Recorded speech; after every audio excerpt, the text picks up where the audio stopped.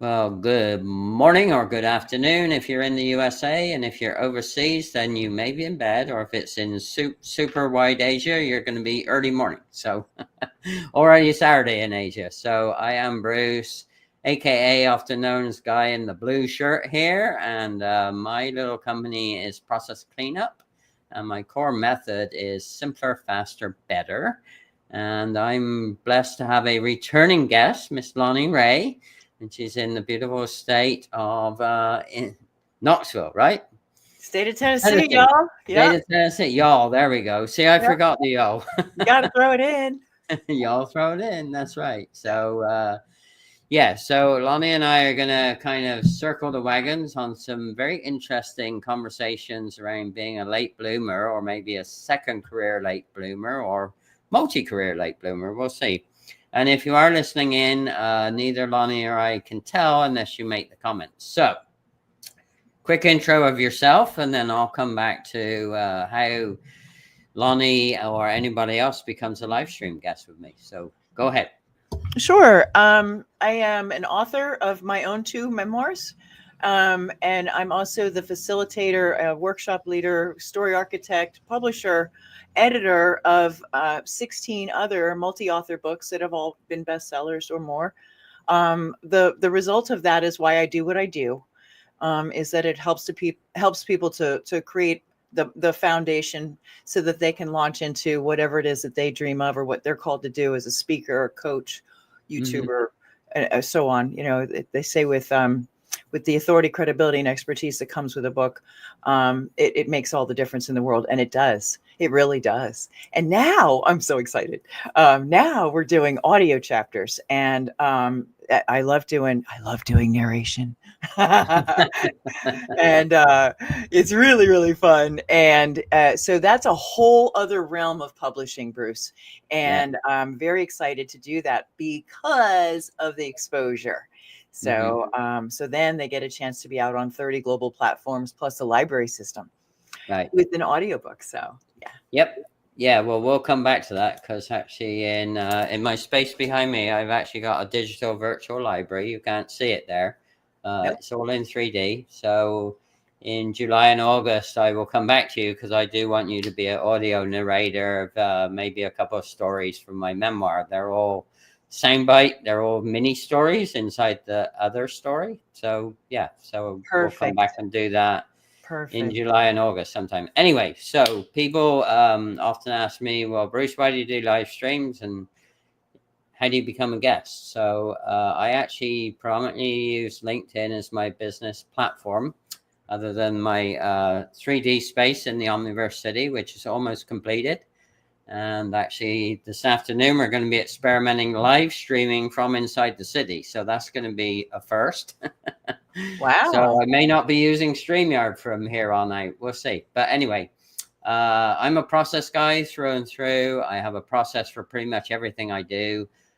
So I like to go over the 4 C's, and it's globally applicable on LinkedIn, on other platforms. So how I start to get to know people is typically I make comments in their posts. So commenting, which is really a, flyaway conversation. And if there seems to be some common ground or some jive, and remembering back to when I connected with Lonnie a couple of years ago, there was common ground and we had a little banter and jive. So I reached out to connect. So that's the second C. So commenting conversations leads to connection. And then after that connection, I like to build a community, particularly around my live stream guests. And people might say, well, what's that mean, Bruce? Well, community to me is about, I can have the opportunity to build upon what we've already talked about. But more importantly, wherever I can, I always try and meet my live stream guests in person. So wherever I travel, so the next time I come to Tennessee, I always ask people, hey, can you meet me? Yeah, hiya. And Christopher's just joined on. Hi, Christopher. And then, so the third C is I build a community, definitely around my live stream, definitely around my 3D space. I've got some community there. And my passion is IndyCar racing, so I definitely have a community around IndyCar racing. And then more importantly, so what, Bruce? Why have a community? Well, The key thing is I put my money where my mouth is, and I spend my money inside of my community. So that's the proof, right? That's the real. Well, yeah, it's great theory, Bruce, but unless you actually then collaborate inside your communities, it's like you wasted all your time, number one. And number two, you're not really the product of your own process, right? So so that's the 4 C's, pretty rushed. And I also find it very intriguing, Lonnie, because I'm sure you've had this. People say, oh, well, that LinkedIn stuff doesn't work. You know, it's a bunch of another C. And it's like, well, what are you doing? And they'll say, well, you know, I connected with this person and then I offered them that. So, you know, they jump from C number 1 or 2 right up to C number 4. So of course it doesn't work. They miss out some of the steps, right? No processes work if you skip the steps, right? That's a good point. Try starting your car without putting the key in the ignition. Good point. Right? Yeah. A lot of people do that. They say, oh, it doesn't work. You know, it does work. So living proof, right? So a few years later, I started communicating with Lonnie again in comments, and here we are. And Lonnie's my live stream guest, second time around. Thank Good you job. for having me again. All right. So thanks, Christopher. Yes, she does have it. I already complimented her, Christopher, and she got involved as soon as she jumped on. Thanks, Chris. Thank you. I know. Good job. All right. So we're going to talk about the whole deal around late bloomers or multi-career bloomers, or I don't mean the bloomers that, you know, in Europe that they wear as a costume, but as in late bloomers, as in the USA, you know, spring flowers becoming mature flowers, right, Lonnie? So, well, it happens at any age, quite honestly, Bruce. There's a misnomer that it's got to do with age, and it honestly isn't age related. right. I'm just going to jump in on that, if you don't mind. Yeah, go for it. Because LinkedIn has a demographic that they might be saying, well, I'm in my 30s. I'm not a late bloomer. I don't know how to relate to what you're talking about, senior citizens. And I'm like, but here's the thing. You can feel out of place because of our youth-driven society. You can feel out of place because of a societal invisible time clock that you feel like you should have punched a long time ago, according to some standards. And it doesn't matter how old you are. It's not about age, but it is defined often as doing something that is atypical of an age or era. Right. But it can happen. I remember feeling that way when I was 22. I was a 22-year-old freshman in college for the second time. And that's because there's a big difference between the maturity of an 18-year-old or 17, some of them, and a 22-year-old who'd already been to college. And, you know, so late bloomer is, I think it's a misnomer. I think it's a shame, and it causes a lot of, you know, mental anguish, and it really does. Great point. And actually, I probably should have stuck to the title. So, you know, I'm supposed to be an experienced host, and I didn't stick to the title, which was eloquent. Eloquent bloomers, right? So that transcends all the age thing, right? We can still be eloquent whether we're 5 years old or, you know, 70 years old. Doesn't really matter, right? So right. Yeah. So what have you found? So leading into that, that's a great segue into, you know, what are you finding are the key drivers behind somebody, I guess, stepping back, or maybe being on a walk one day and thinking to themselves, you know, just what am I doing with my time? You know, or because time is the only non-recyclable commodity on the planet, right? Once a second's gone, it's gone. You can't recycle it, and you can't get time back. So what are your thoughts? What are you seeing and hearing from the people that you work with? You know, what are those factors that drive that aha moment, as I call them? So I have yet to come across someone who is doing really well and says, this is a good time to grow and change. It's typically things are not feeling good. There's a lot of pain. There's and it's accumulating, and sometimes there's a breaking point at which they decide to say, I need a miracle change. I need a miracle. God help me. You know, it is one of those intense moments of it just built up. And it really is, it's rooted in dissatisfaction. Right. And that's why I believe satisfaction can drive you to the edge. And then you have wings and you have a new vista. You have to get there. So you have wings like Red Bull, right? yes. Actually, Mark just made a really good. Hi, Mark. Thanks for coming. Thanks for supporting us. Yep, you might want to take a look at that. That's very insightful, Mark. Thank you. Yeah, and it's funny though. I'll give you just a moment to. I wish I understood it. Well, we can go back. Always go back in the comments. Mark, it's over my head.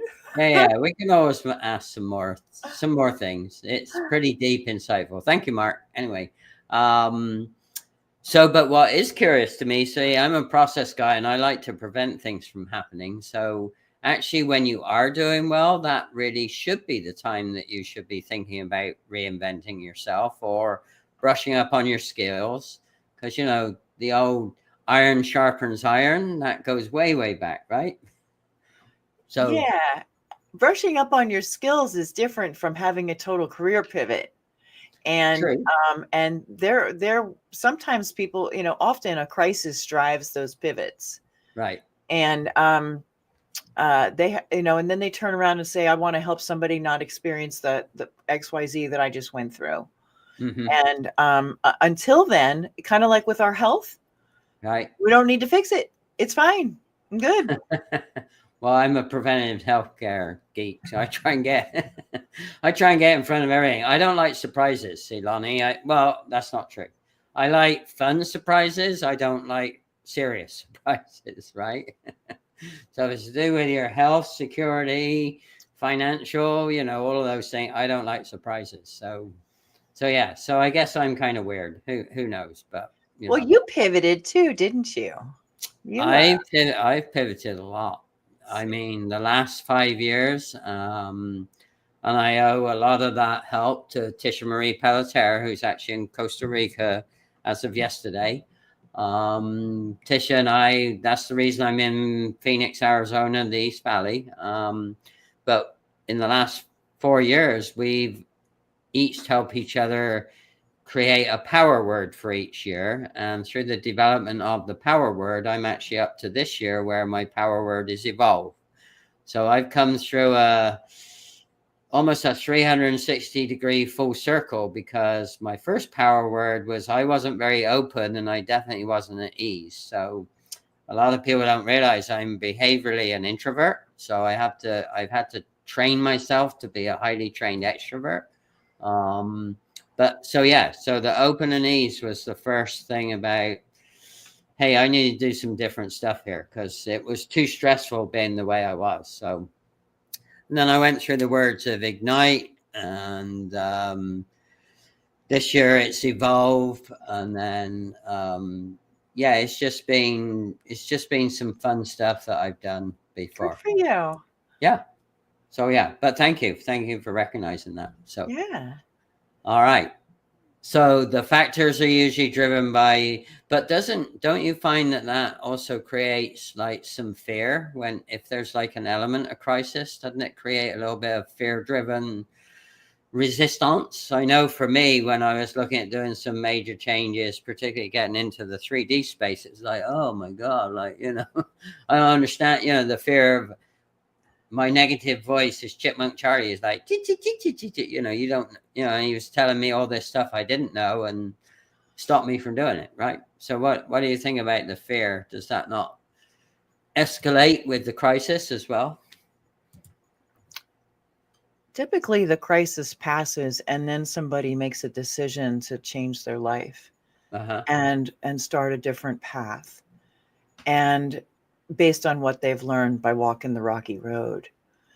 And what happens then is, I would have to say, related to fear, because they are then sometimes, you know, they're being given stink eyes or questions or raised eyebrows or what are you doing? Or what are you thinking? And then they, you know, certainly internalize that, like, well, you know, I can't not do this anymore. And so Right. they really have to become their own advocate and stand up for what it is that has been calling to them, because we are each uniquely guided and connected and drawn to something for each of us, and it's different. But we have a society with a herd mentality that wants people to conform so that all the rest of the herd doesn't feel scared or threatened. Right. And I learned something very interesting when I was listening to reading Schopenhauer, a philosopher, Mm-hmm. and he said that there's your mere presence. The people that are highly intellectual, for instance, their mere presence, not that the crowds are dumb, but their mere presence can trigger in them a fear. Their amygdala in the brain Right. literally triggers fear. And that's Mm-hmm. when the person gets this. That's when they get this. Mm-hmm. And that is a terrible reception. It makes a person want to crawl back under a shell and never come back out again. And Right. then they die with regret because they got treated this way by people who will never understand their path. And we Right. need to stop asking for permission slips from these people and just stand up, stand out, and make it happen. Well, Christopher just added a great segue. He said he's got part of the story in the book, and so he obviously knows you well. And I was actually going to ask you. I like to feature on good stories, and So what are, you don't need to mention names. What are some of the standout moments for you, Lonnie, since you've been helping people with this? Some really good stories of where somebody was and where they ended up being through working with you. Oh, well, from working with me is different from the process of their story. So True. I'll give you an example of somebody who was working with me. Okay. Chris, that guy, Chris, he bless his heart. Chris has been a poster child of There we go. activity and ambition.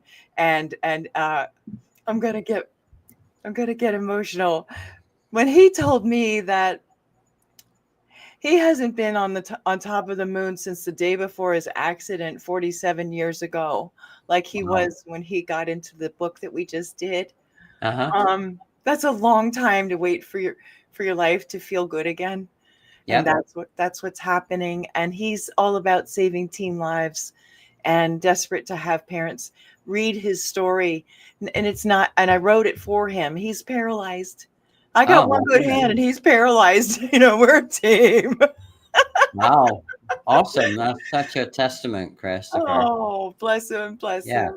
He means well. So He's doing everything he can to follow through on what he said he would do. awesome. Yeah. So what might be another example? And if you want to talk about an example that didn't work so well, because I like to do lessons learned sometimes about if something didn't work so well, can you identify what you did to maybe help your process not fall into that trap again, as it were? So I wish that I could say that I have it figured out when things go awry, Bruce, but I don't. I don't. I have often given people, I've sponsored them, we'll put it that way. right. And they don't always keep their word on what they say they're going to do for exchange. Oh, okay. And Well, there's no way to fix that. right. Well, that's a different exchange problem, I found.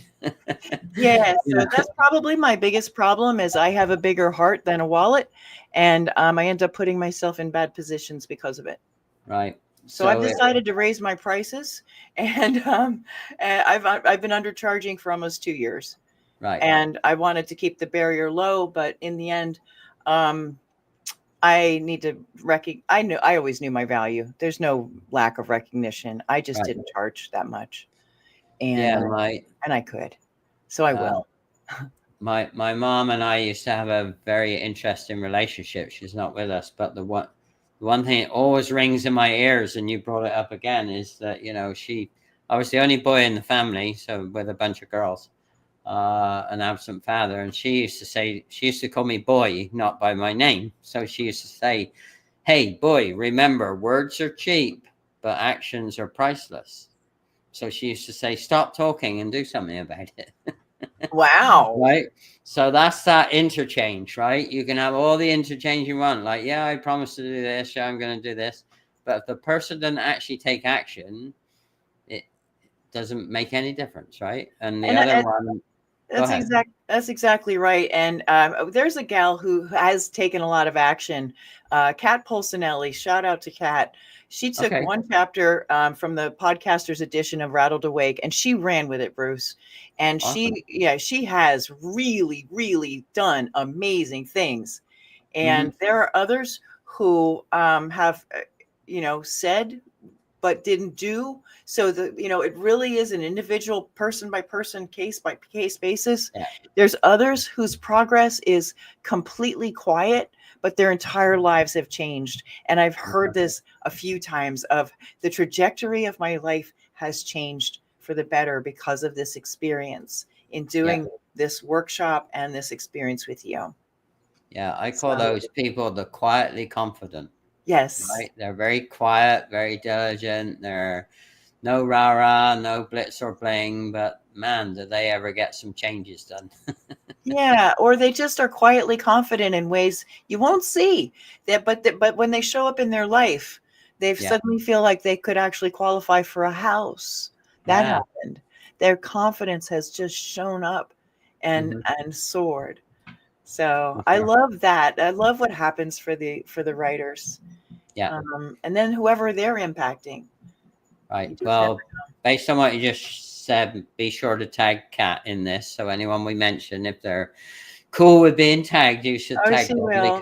because there's no better compliment than just recognize, standing back and recognizing that that's what's happened with people, right? Absolutely. Yeah. So there, of course, some, you mentioned preconditioning, particularly in corporate world. There's a lot of preconditioning. And there's a lot of misnomer about, people that do pivots or big changes in their story, as it might be seen. So how do you help people through that? Because that's really tough to answer sometimes if you're not used to answering, well, what drove me to do this and this. And again, a lot of organizations don't like that type of thing. And so how do you help people like eloquently pitch, why they did it and what were the reasons? And if you've got an example, that would be great. That's even better. So Yeah, I'm sure I'll come up with one. It's a great question. Um, I think what we're talking about are two very different things, two environmental things. I don't work directly with someone who's flipping, changing out of a corporate career into right. something. I work with people after the fact that they've been through something, a pivot, and I help them to tell their story in a way that encapsulates a message that they didn't even know that they had. They Right. just knew that they needed to share something. And I promise you won't hear me out there just, hammering away at, you need to tell your story. What I'm about is finding an angle so that you can get a broader reach with Hmm. whatever it is that you want to convey. And when it comes to people that have made pivots and they have less time in, that's probably the bane of the existence of a late bloomer, Right. second careerist. People think they assume you're starting from zero, and you're not. Right. And the person is up against behemoths sometimes in their industry, Right. and it's like, yeah, I got 7 years in, not 17. You still have value. Let's figure out how to convey that value. Hmm. And and the other thing is, um, there tends to be like boxes, blinders, even Yeah. of well, this is where I should go, and this in this pool, I should make waves in this pool. Right. And actually, I'm going to encourage you to get out of that pool, go check out the hot springs, the river, and the waterfalls, Yeah. because there's more that you can do if you know what to do. Right. And Yeah. that's where I love to come in and help people, Bruce. I call that the exploration piece.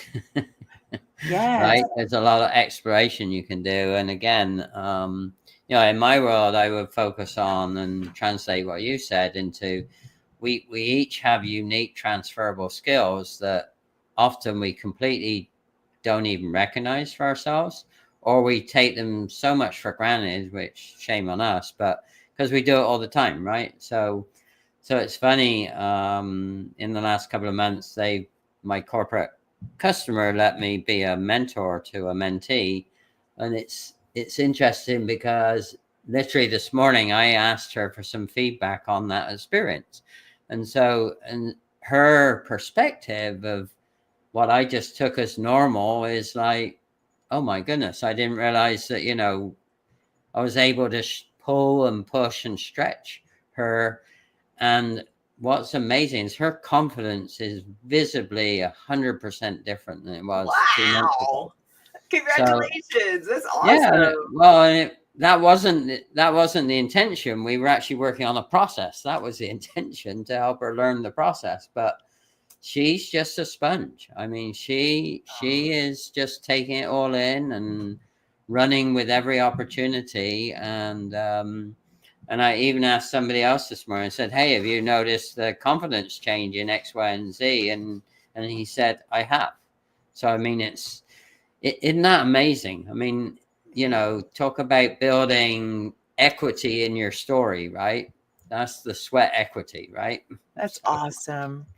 And I just interviewed Kat the other day, and she said that, she reminded me coming into a weekend, and like, how can I write in a weekend? And, all the doubts were there.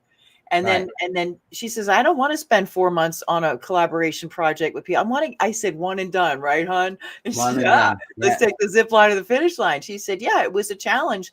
And I found out that I could do it. And that was like, that wasn't so hard at all. And so that fuel really keeps the rocket going if people will just ante up and give it a go. Because, yeah. I love to say it's amazing what you can do when you don't know you can't. Right. Well, and the other thing is, it's I'm sure you get this question all the time. Well, why would I pay for a helper, whatever you want to call them, coach, guy? It doesn't matter what the title is. But what people don't understand is there's a value in that third partiness, right? Because we're not emotionally attached to either the person or the story, right? And again, in my case, I was adamant about, I wanted to call my memoir that came out last year, I wanted it to be the 4 seasons of my life, and I was adamant about that. And we got to the 3rd session with Leanne Kindy, and she said, Bruce, I know you're not going to want to hear this. So, she knew I was pretty adamant about this being the 4 seasons of my life.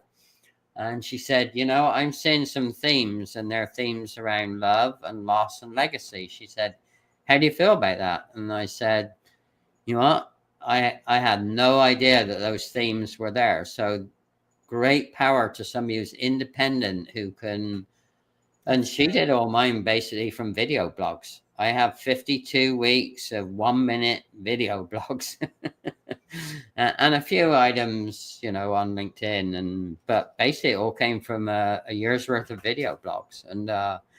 And so the point about that is people don't often understand the value proposition of using an expert or a guider that might be able to help them get to a different place, right? So, the people that are on higher level of, and I don't mean to do high and low or good or bad, okay? But what I found 30 years ago is that people who are truly growth mindset oriented always have a confidant, always have a third party, always turn to someone outside their circle. In fact, Bruce, I had a website for a while called Third Party Insights, because I know the value of bringing that third party perspective. Right. And you can only get so far looking at yourself. You can't see the back of your head, like it takes that third party, but you want to get with the one that actually has, look, if you're going to hike the Andes, get an Andes mountain hiking guide. Right. Don't ask homebodies how to do it, You need a Sherpa, not a fitness trainer, right? That's it. Well, yeah, there you go. Yeah, the Sherpas know how to get it done. They're so, and you raise another point about looking at yourself. When you look at yourself, you only get a 2-dimensional view. It doesn't matter how good your mirror is. so that other person can take more of a 360-degree view of you without you even knowing sometimes. So yeah. So And that happens in the story development workshops and phone calls all the time. I'll be like, I hear what they're not saying as much as what they are, and I'll go, look at this. Let's yeah. weave something around this, and then boom, it Well, worked. yeah, in my case, I didn't say, I mean, I'm a good dot joiner. I call myself a strategic dot joiner, but I think it's always easier to help somebody else. I don't know if you find that as well, Lonnie. Of course. Much easier to guide and help somebody else than guide and help yourself. But anyway, but so yeah, so that all the themes were there. I just couldn't see them because I was too close to it, right? That's all it is. That's all it is. Perspective. Yeah, perspective. Yeah. Yeah, good. So, so what's your process in figuring out if you want to work with somebody or not? So again, I'm a process guy. I have to ask you. So how does that work best for you and for the person? Well, when it comes to ghostwriting, which I do, big jobs, there needs to be an affection or fondness for the topic. Okay. First of all, Right. or an interest. I'm working on one right now. I'm beefing up a manuscript about side hustles. Right. Anyway, I love that. And the guy and I have great chemistry. So that's the other part, is that there really needs to be rapport. I have turned down jobs when I could see immediately whatever this person was putting out, I didn't want more of. Yeah, bad gas, in other words. Bad gas for your car. Yes, that. Yeah. Yes. So it really, when it comes down to the anthologies, it needs to be a quick decision as far as, on their part. Is this a theme that and is this a product that they want? Because it's not a gift unless the receiver wants it.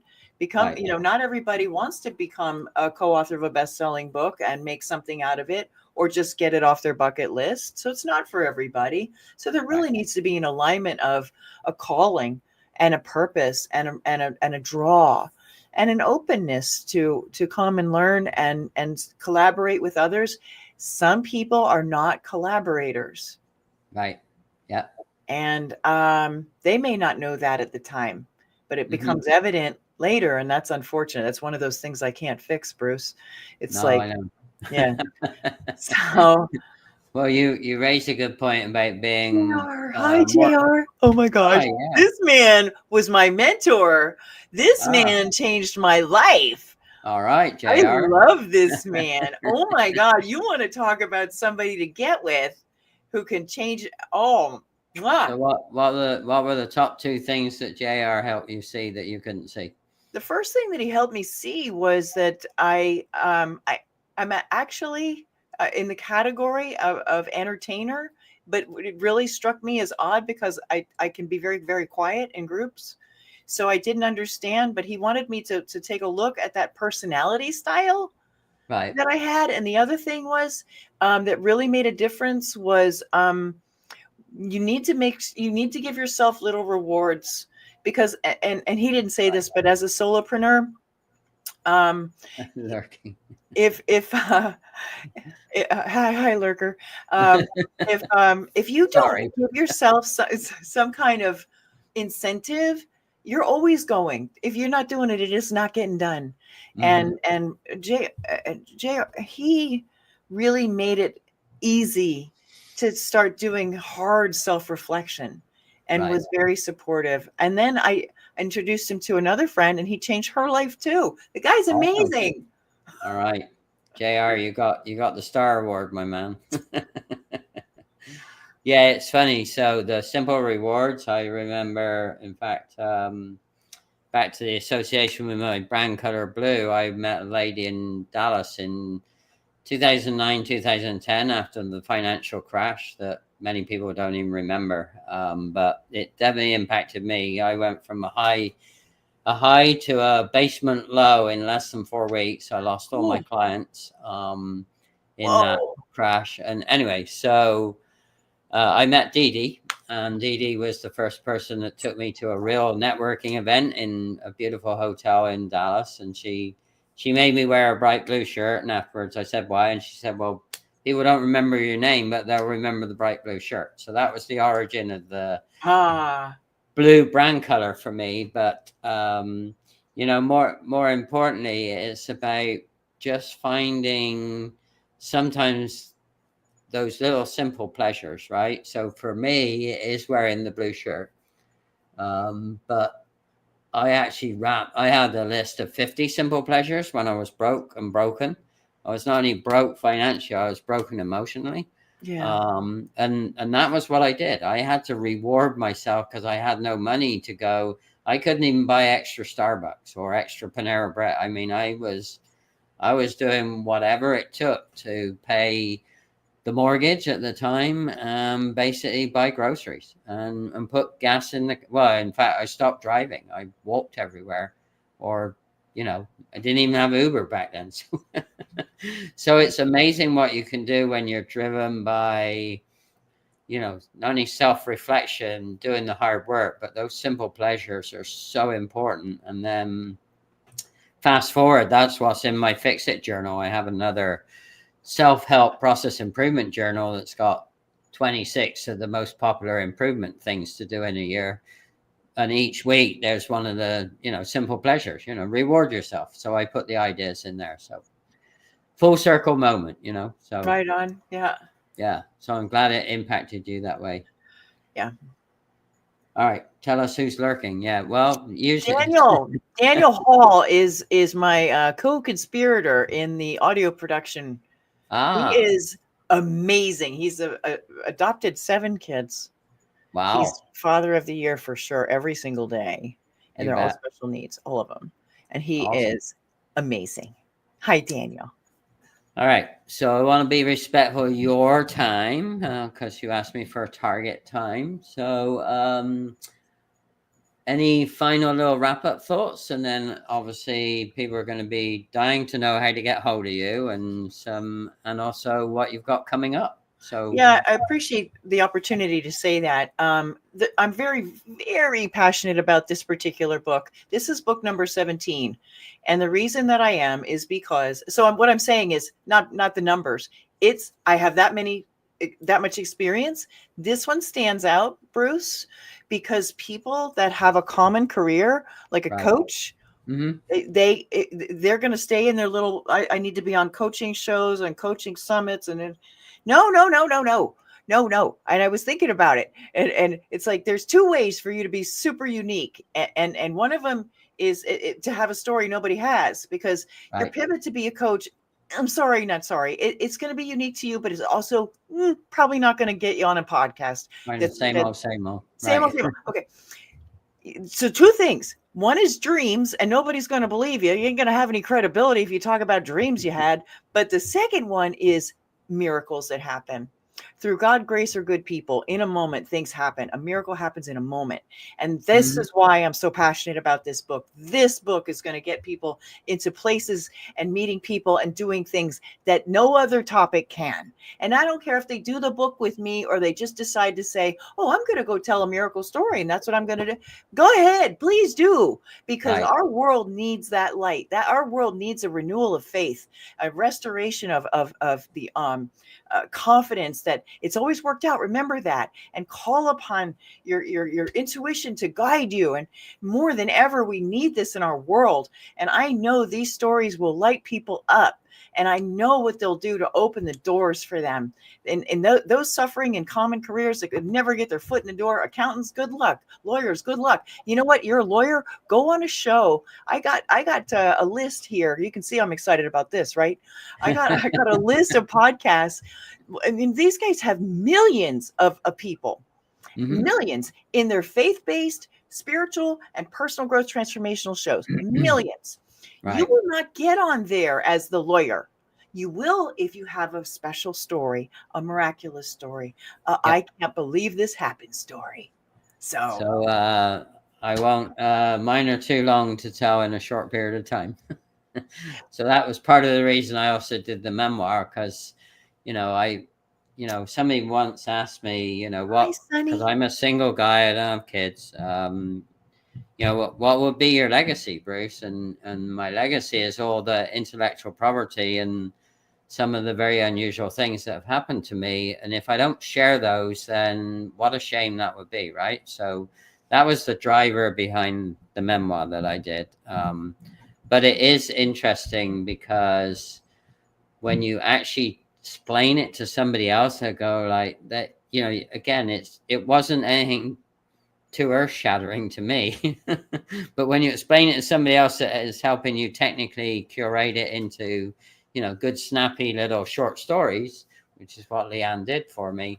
It's very impactful, and people don't realize that, our tiny little pieces of miracleness can absolutely change somebody else's life forever. And we don't realize that until that is what I'm talking about. Yeah. You may never hear it, but it doesn't mean it didn't happen. Correct. Or more importantly, if you don't share, then shame on you. How do you expect your legacy to live on? There's right? that part too, Bruce. Right. Well, so there's yin and yang in there, right? Yes. Well said.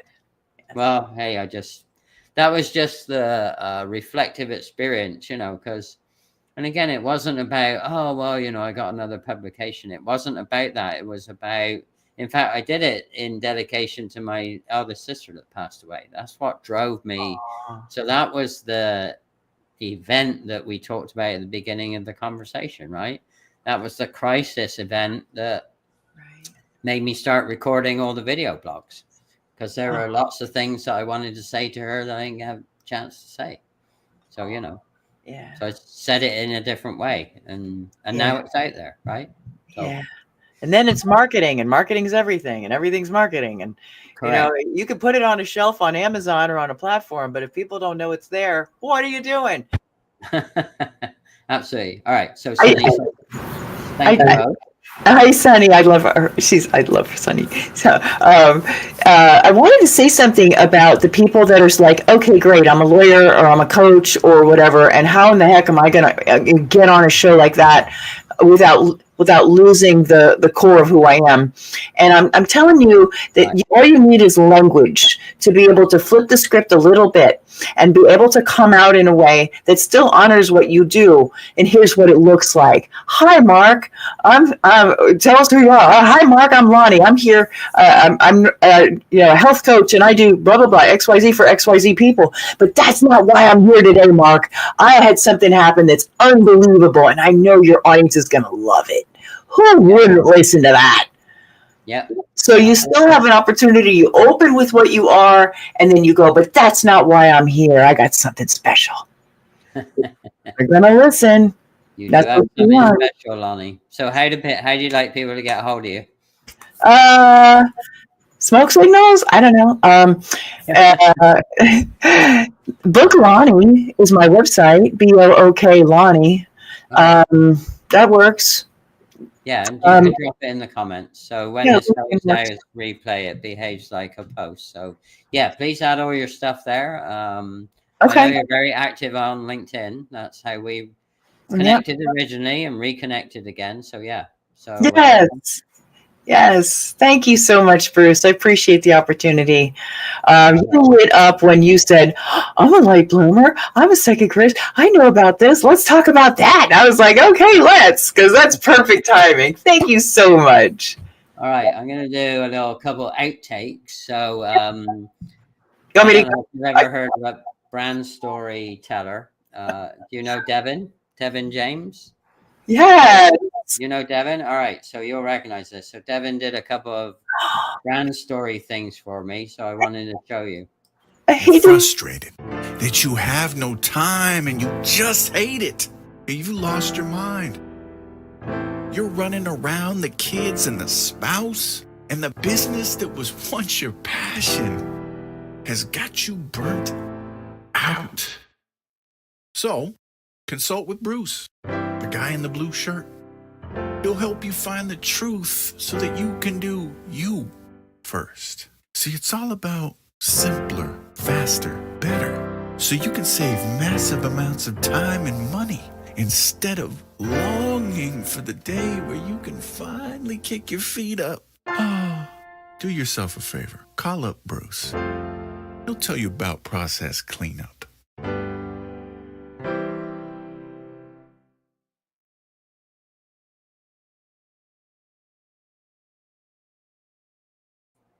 Yay, Devin. Devin, yeah. So he's up in Portland, Oregon area, and that was done in 2 edits. How about that? He's pretty quick. He's fantastic at what he does. Yeah, and then just for fun, when we were developing my 3D space, talk about, you know, not fitting into the box, being a disruptor. Here we go. We ended up creating 3 spaces, which people are going to be able to see. And we ended up with spaces called connect and shop and play. You don't want to miss out. That's all I'm going to say. The right place, the right time, the right tech. In the Omniverse is where I place my bet. Connect and shop and play. Imagine having Google stocks back in the day when you got up on the ground floor. Pennies to the dollar. This is opportunity calling, so you better yell holla. I love that so much. So if anyone says they can't rap in their former years, Devin proved us wrong.